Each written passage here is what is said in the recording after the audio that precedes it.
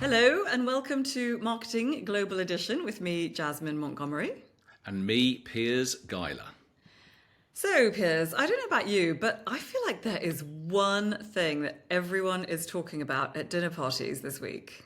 I know, the Netflix series Adolescence. Yes, good guess. It is all everyone is talking about. I mean, not just here in the UK, but in the US too, and friends of mine in Africa are asking me about it. Wow, that's incredible. Yeah, I mean, I watched it. It was lots of things. It was shocking. It was super impactful, thought-provoking, difficult to watch, and incredibly, I've got to say, incredibly well acted. For anyone who has yet to watch it, this is the Netflix series called Adolescence, in which a 13-year-old boy is accused of the murder of a female classmate. And it has got everyone talking about the crisis of masculinity. And I thought it would make for a fascinating subject for our podcast. Okay. I can't say I love this subject because I'm worried I'll end up saying something stupid and being cancelled, but... No, you absolutely won't. You are a very well-adjusted, lovely ally to strong women. I mean, you do say some hilariously unwoke stuff, but that's just because you and I are both very old and of a different generation to our Gen X friends and children. But you have always been absolutely on the right side of feminist issues. Good. Yeah, I hope so. Anyway, that's a relief to hear, I say. Listen, I guess the first question is there a crisis of masculinity? Well, there definitely seems to be a lot of evidence in the US. So, there was a really interesting article last year in the New Yorker, and 𝐓𝐢𝐻𝐿𝐽𝐻 wrote this great article, What's the Matter with Men, and talked about all this stuff about how boys are behind girls in elementary school, in high school, and in college. There are now 2 female undergrads for every male undergrad. In 1980s, it was 50-50. We're seeing, rage amongst self-designated incels, according to 𝐓𝐻𝐿𝐽𝐻. And, so many other elements of kind of the online manosphere appear to be, really kind of prompting all this sort of stuff around misogyny. And, they're seeing in the US men increasingly dropping out of work, hooked on opioids, drinking themselves to death, actually dying earlier, quite often by suicide and not just in the US. Men are kind of powering the reactionary Republican Party. I mean, there was so much behind Trump's, win. There's so much about kind of, making America great again that I think in some ways really harks back to a time when men could really be men. Wow, yeah. I mean, in the UK has definitely been famous for laddish culture. Mm-hmm. That a culture of binge drinking, which has, been quite bad recently, and anti-intellectualism. But we're also seeing boys falling behind at school in the UK, and with women outpacing men in higher education. And the UK really does have high male suicide rates, actually. Why do you think that is, as a man? Well, I think a lot of it is down to how hard it is to make money in the UK.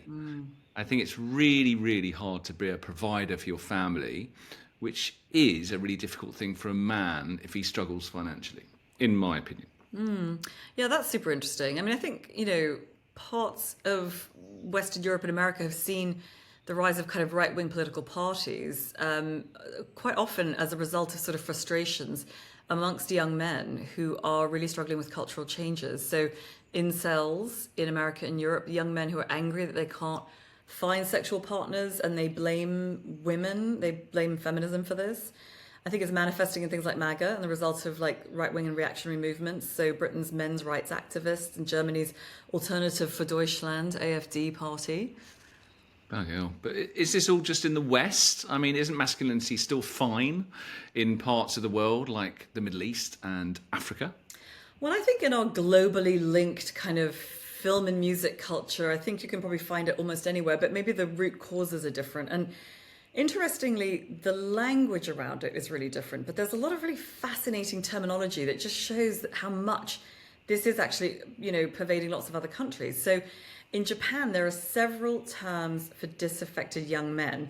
My favorite is herbivore men, or 𝐻𝐼𝐦𝐞𝐚𝐦𝐩𝐬, which I'm probably horribly mispronouncing, but herbivore men, bless them, thanks. These are young men who avoid relationships and are sort of all about kind of a softer masculinity, resisting traditional pressure for work and family. You also have ḥikikomori in Japan, men kind of withdrawing from society entirely.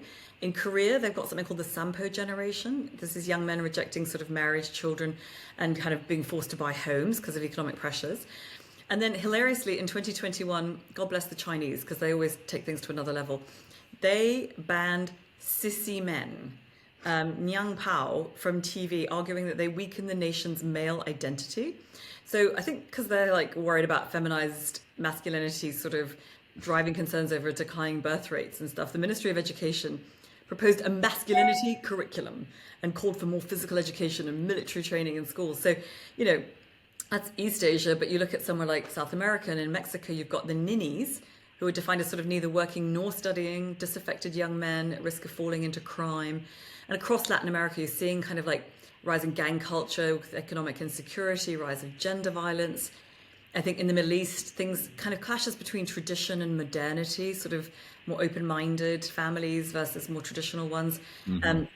With a lot of economic disruption, so countries like Saudi Arabia and Egypt with kind of economic uncertainty, leaving some young men feeling unable to afford marriage and unable to really fulfill those traditional roles as kind of provider.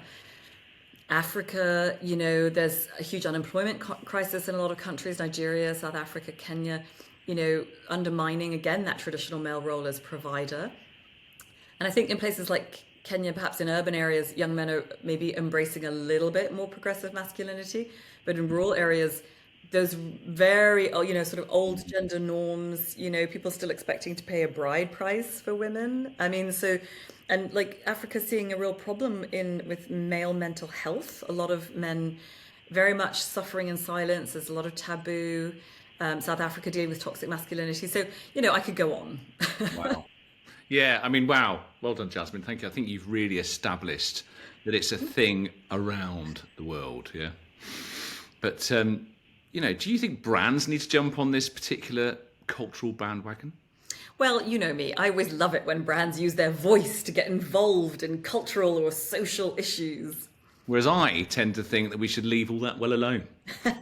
Like avoiding religion and politics at the dinner table. Why on earth would a brand want to dig up a hornet's nest like this?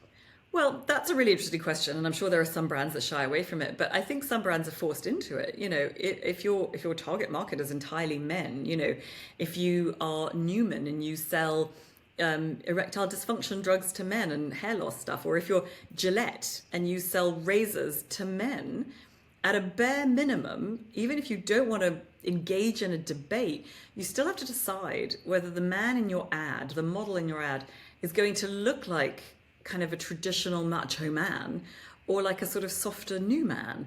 So even at a subliminal level of like casting your models for your ads, you will be making a statement about masculinity, whether you like it or not. Yeah, and there are some brands that are really pushing the boat out either way on that, actually. So I came across a men's fashion brand called Through Dark, and it's all about looking like, basically it's about pretending you're from Special Forces. It's like I think they're like, I keep saying the word like, but yeah, I think all the male models look like sort of SAS or Navy SEALs, and they use language, really interesting language, like strike ops up to 40% off for its sales. And they sell, you know, for the information, intel and expeditions. They really layer it on thick. And I know there's been sort of SAS celebrity programs on television, but they've really leveraged that. And I think they've even got a couple of the celebrity SAS people in it. Hilarious. But I don't know. It's a very interesting one if people want to pretend to be something that they're not, you know, that's pretty dangerous. But then there's other brands the other way, you know, Jaguar used to be very male, actually, you know, always had criminal masterminds as their drivers and stuff. And now they've gone, as we spoke about a fair few episodes ago, they've gone very non-binary with their male models that they use in their ads. So yeah, and then I think, you know, that you, as I say, you're going to have to kind of pick a side whether you want to or not, just as, you know, but I think brands can go much deeper and, you know, really participate in the debate of what it means to be a man in this day and age. So, you know, I think we come back to Gillette, of course, because they're such a lightning rod for this debate. But their slogan was "the best a man can get," and they pretty much had to. With a slogan like that, they had to get involved in the debate in some way. Yeah, they did. They changed it to "the best a man can be," didn't they? Yes, and famously had a really controversial ad in 2019. So they were one of the first mainstream brands to kind of directly confront the darker side of masculinity. So the ad really just went head on for kind of toxic masculinity. It took on like bullying, sexual harassment, really sort of urging men to be better role models. Yeah, it was a pretty wide-ranging ad, actually. It talked about the changing culture of boys will be boys, and it had a dad interfering when a couple of the boys are play fighting, and it showed a man talking over a woman in a meeting and explaining to the other men what she meant to say. It was quite... Oh, you would never do that, would you, Piers? But my favorite bit was when there's a really great bit, I think, when there's like a really attractive young man who steps out in front of his friend who was about to hit on a woman, but kind of the sort of quite sleazy guy was about to hit on this woman, and his friend does it in a really cool way. He just steps in and he's like, no, not cool, man, not cool. And this idea that kind of good men don't let other men behave badly towards women. And I thought, you know, it did it through sort of show, not tell in a moment. Not a lot of the ad was very preachy, but that particular bit I thought was really powerful. Yeah, the problem with that ad, it was quite didactic. It was quite preachy. You know, it just told men off really for a lot of different things, and there was quite a big backlash to it. But it was a brave effort to change the debate around what it means to be a man and live up to your full potential. Essentially Gillette's proposition, really, but it was too much of a telling off, I feel. Yeah, I think Gillette actually at the same time in 2019 did a kind of, from my mind creatively, a much better version in that an ad they did for the Indian market. They did a really beautiful bit of storytelling instead of sort of a kind of lecture on the Me Too movement. Yeah. They just did a really lovely story, and it's a real life story of Lieutenant Colonel 𝐓𝐻𝐻𝐻𝐻 and his father. So as a child, he talks about this lieutenant commander. He talks about how as a child his father told him not to cry because he was a man. But then in 2000, he's a soldier and his cheek was torn through by a bullet in battle. And it shows him sort of reenacted, but like in hospital, recovering from a very traumatic injury. And his father comes to the bedside and they cry together. And it was really a beautiful ad. It was kind of Gillette really trying to sort of pave the way for a new understanding of manliness in India, and to sort of try to break this idea that like strong men never cry, and actually allow men to sort of feel emotion, but it really framed masculinity as protective rather than fragile. And because it was really closely aligned with cultural values, where it sort of was, it didn't show them as weak, it showed them as really strong. It used a soldier in battle, but like, being allowed to have an emotion with his father, because it was sort of aligned with cultural values, it really challenged the stereotypes. I like that better. It's not just simply criticising men for toxic masculinity. I think it's interesting that they adapted their approach to resonate for India Gillette. They frame masculinity within the context of duty and honour rather than vulnerability. That's really interesting. Because I think, it is a culture where traditional masculinity is still strong. It is. And they've shifted that responsibility and family leadership. Yeah, I think it's so much about the culture that you're launching into if you're doing an ad. And not just in terms of country. Obviously, it's going to be so different in the Middle East than it is in California, for example, in America. But actually, even within a country, really anywhere, I think, we know that audiences in rural areas typically have more traditional views of gender than say in really urban areas, and can react much more negatively to something where men are portrayed as, very open, very vulnerable. So I think that notions of masculinity are really deeply fragmented, and that brands really need to understand their audience and where their audience's mindset is. It was interesting, actually. Gillette didn't show the best a man can be ad in Russia, as an example, where, machismo is still king, really. Yes, thanks to Putin riding around on his horse with his shirt off. The US Gillette ad really prompted some quite heated debate, even in parts of the US. So there was quite an interesting response to the US Gillette ad from a brand called 𝐓𝐢𝐦𝐞𝐬𝐭𝐚𝐦𝐩𝐬. So its founder, Ilan Shrulovitz, he's a MAGA supporter. He combines his posts on Instagram with quotes from the Bible and support for Trump. But he said, and I think it's interesting to hear voices from all sides. I mean, he may not be, my choice of role model, but for some people he is, and it's interesting to hear what he said. So he said, there's no benefit in to calling masculinity toxic. On the contrary, most men are hardworking, wonderful, trying to do their best for their families, wives, kids, and their communities. And his brand actually came out with a counter ad, which was a response to the Gillette ad, kind of trying to reclaim men as brave protectors and heroes who are just trying to do their best and talking about the good in men. Yeah, which is another paradigm, really, isn't it? It's another angle brands can take, reclaiming that manliness, reviving traditional masculinity. Are there any examples of kind of brands making being rugged good again that spring to mind? Yes, Jasmine, several. Some are down on that traditional, tough, unapologetically male identities. One's Budweiser in the US, which has gone for that real blue-collar masculinity with classic imagery, rugged men, manual labor, American heartland culture. This Bud is for you. The campaign celebrates working-class masculinity, really. It's very different. It's not this Bud is for you. They don't speak like that. This Bud's for you. This Bud's for you. That's what it says. The accent. No, you said is. You put an is in there. They're not quite so dainty, darling. This Bud's for you. That's better.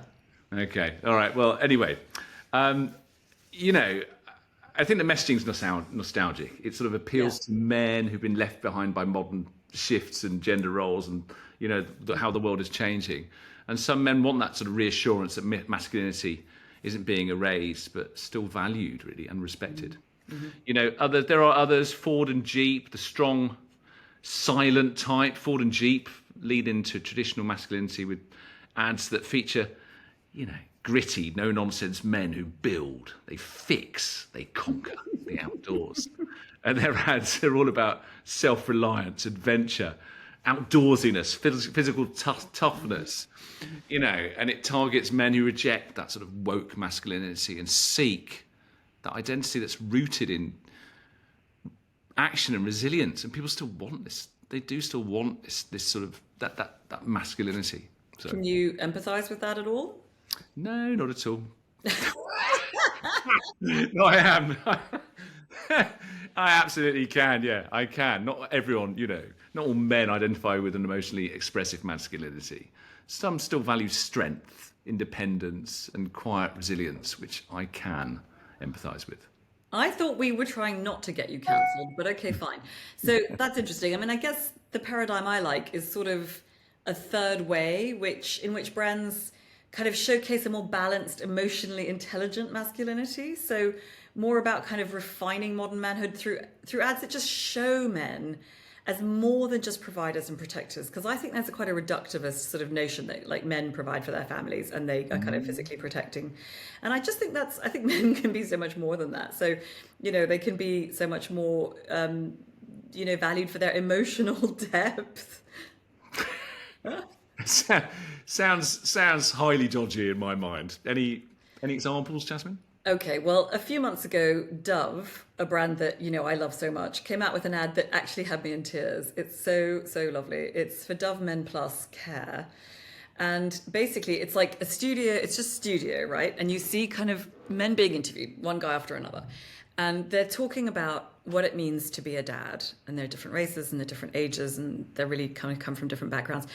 And each of them sort of talks about what it means to be a dad. And then you see their kids talking about how important they have been in their lives. And the guys are getting quite emotional. And it's pretty sweet so far. But little by little, you suddenly realize at the end, really, that these men are not biological fathers of these children. They're all stepfathers, or they're in a fathering role. Yeah. They're like a grandfather who's looking after his grandson, or they're like, a cousin, because somebody's like missing a biological dad. So it's really about going beyond a man's kind of genetic role as a father and into the emotional role of really being a dad and really being there for your child, even if, or maybe especially if, it's not your biological child. And there's, it's really about transcending kind of the role nature has a man play and into discovering something that really defines kind of a whole new level of humanity for men. It's really about like emotional intelligence, about caregiving. It's just lovely, and I cried. You think I should be saying like steady on there, but actually it sounds really good. It's a bit like Nike. Nike avoids moralizing, but subtly challenges traditional masculinity by featuring like really different male role models in their campaigns. So, ads feature athletes not just as competitors, but as men who struggle, who cry, who support each other and ultimately stand for social causes. So Cristiano Ronaldo, LeBron James, Colin Kaepernick, there's just a few examples of modern masculinity, powerful, but also vulnerable and very much socially aware. So strength and masculinity are no longer just physical. They now include compassion, social responsibility, and mental resilience, which is really nice. Yeah. Yeah, no, I love that. I think there are three strategies for brands wanting to target men and shape the debate about masculinity. I think number one is to challenge toxic masculinity. Brands like Gillette that critique that harmful male behaviour and promote accountability. And these brands feel they position themselves as socially responsible leaders, calling out harmful male behaviours and promoting self-awareness, really.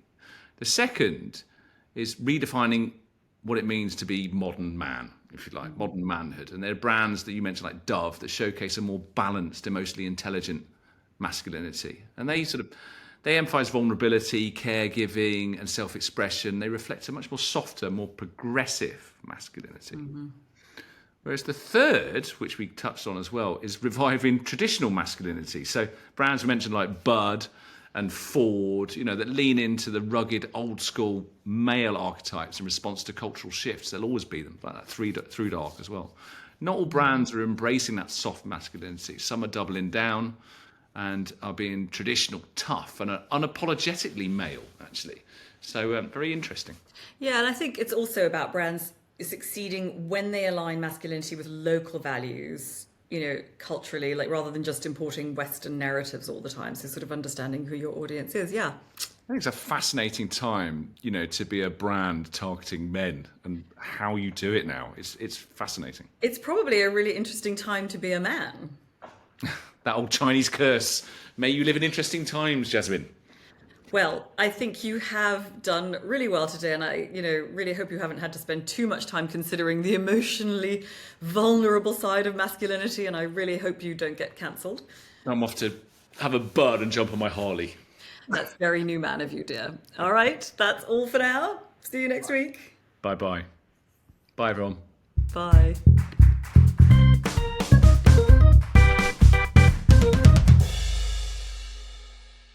Marketing Global Edition is sponsored by Adsy, the ad generator for small businesses that serves you effective and affordable ads in seconds. And by 7 Brands, the international advertising and branding agency that has worked with clients around the world from Coca-Cola to Facebook.